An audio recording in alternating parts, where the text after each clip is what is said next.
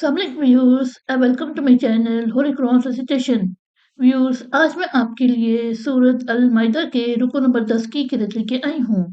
व्यूअर्स, सूरत अल माइदा के रुकू नंबर 10 में आयत नंबर 67 से लेके आयत नंबर 77 तक आयत है। इससे पहले व्यूअर्स, मैं आपसे कहना चाहूँगी कि मेरी वीडियो को आगे तक ज़रूर देखें। अगर आपको पसंद आए तो इसको लाइक कर ले, इसको दूसरे के साथ शेयर कर ले और सब्सक्राइब कर ले और साथ में लगी बेल के आइकन को क्लिक कर ले ताकि आने वाले वक्तों में आपको मेरी वीडियो का नोटिफिकेशन सबसे पहले मिलता रहे। तो आइए व्यूअर्स, सब मिलके पहले दुरूद शरीफ पढ़ लेते हैं, उसके बाद सूरत अल माइदा के रुकू नंबर 10 की किरत समाप्त फरमाते हैं। बिस्मिल्लाहिर्रहमानिर्रहीम। अल्लाहुम्मा सल्लि अला मुहम्मद वअला आलि मुहम्मद कमा सल्लैता अला इब्राहीम वअला आलि इब्राहीम इन्नका हमीदुम मजीद। अल्लाहुम्मा बारिक अला मुहम्मद वअला आलि मुहम्मद कमा बारकता अला इब्राहीम वअला आलि इब्राहीम इन्नका हमीदुम मजीद।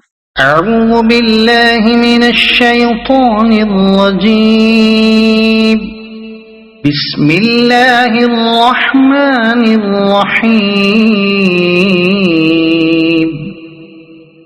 يا أيها الرسول بلغ ما أنزل إليك من ربك وإن لم تفعل فما بلغت رسالته والله يعصمك من الناس إن الله لا يهدي القوم الكافرين. قل يا أهل الكتاب لستم على شيء حتى تقيموا التوراة والإنجيل وما أنزل إليكم من ربكم ولا يزيدن كثيرا منهم ما أنزل إليك من ربك طغيانا وكفرا فلا تأس على القوم الكافرين.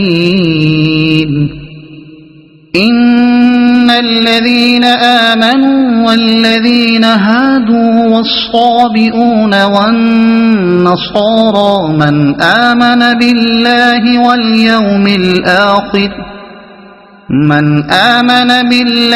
واليوم الآخر وعمل صالحا فلا خوف عليهم ولا هم يحزنون.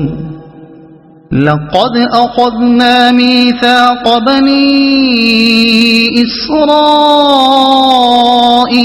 وأرسلنا إليهم رسلا كلما جاءهم رسول بما لا تهوى أنفسهم فريقا كذبوا وفريقا يقتلون. وحسبوا ألا تكون فتنة فعموا وصموا ثم تاب الله عليهم ثم عموا وصموا كثير منهم والله بصير بما يعملون. لقد كفر الذين قالوا إن الله هو المسيح ابن مريم وقال المسيح يا بني إسرائيل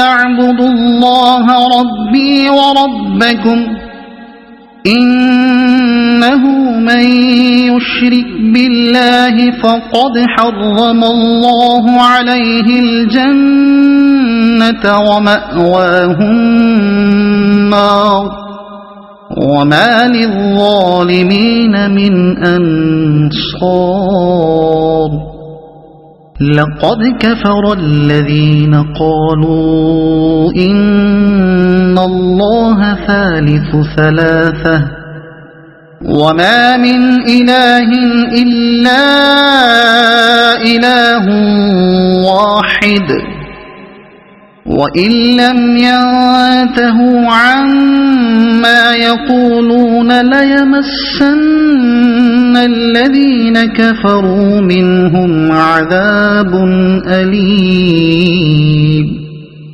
أفلا يتوبون إلى الله ويستغفرونه والله غفور رحيم ما المسيح ابن مريم إلا رسول قد خلت من قبله الرسل وأمه صديقة كانا يأكلان الطعام انظر كيف نبين لهم الآيات ثم انظر أنا يؤفكون قل أتعبدون من دون الله ما لا يملك لكم ضرا ولا نفعا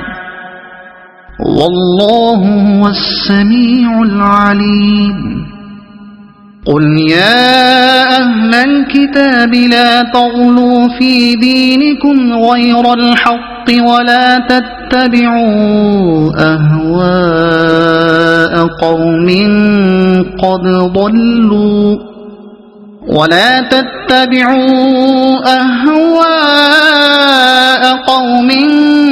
قد ضلوا من قبل وأضلوا كثيرا وضلوا عن سواء السبيل صدق الله العظيم.